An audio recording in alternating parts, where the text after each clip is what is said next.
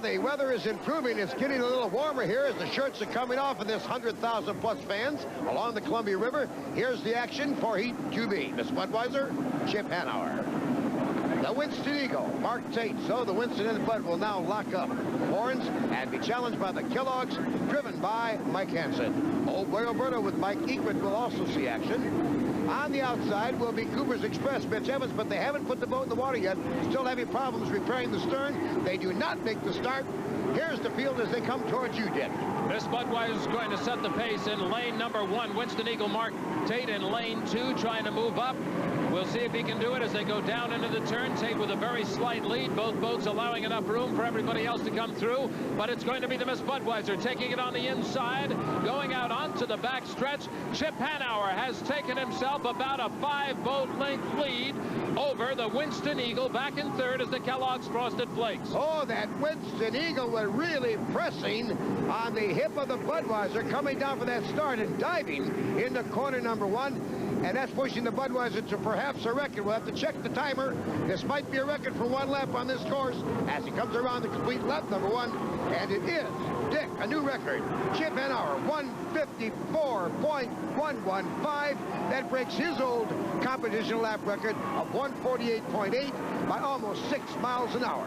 That gives you a good indication of how these boats have to race when they lock horns like this. The Miss Budweiser and the Winston Eagle especially, they go all out for it. So a new record for the Miss Budweiser, Chip Hanauer. And if you notice, when you take a look at the boat, on the driver's right side, the right sponson, there's a very small wing sticking up to keep the boat down on the turns.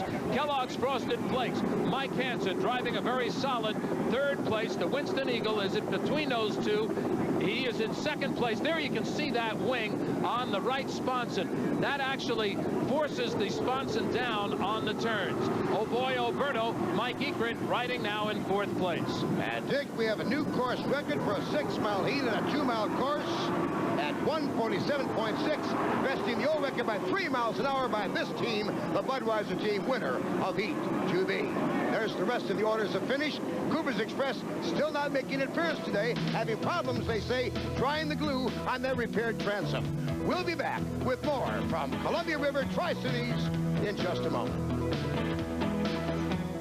Welcome back to Tri-Cities, Washington. Dick Crippen along with Jim Hendrick and Steve Montgomery as we get ready for more racing. Let's take a look inside Unlimited Racing with the T-Plus Performance Corner. Hi, I'm Steve David. What we're going to talk about today is the business end of an unlimited hydroplane, the cockpit, and what goes on while we're actually racing. I'm sitting in the cockpit now. Surrounding me is Kevlar and carbon fiber. It's an impact-resistant material similar to what an IndyCar would be made of.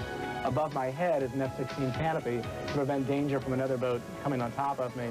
There's an escape hatch in the bottom in the event we're upside down, or I can get out as you see now.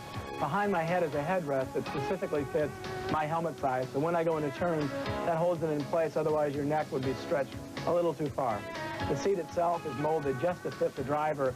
In this case, I laid down on what was 2-part foam to get the shape of this seat.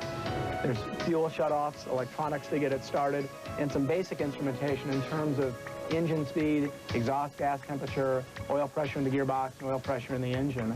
The steering wheel itself is a quick release, so if we had to get out of the boat, it unsnaps and comes off so I can get out the bottom or out the top.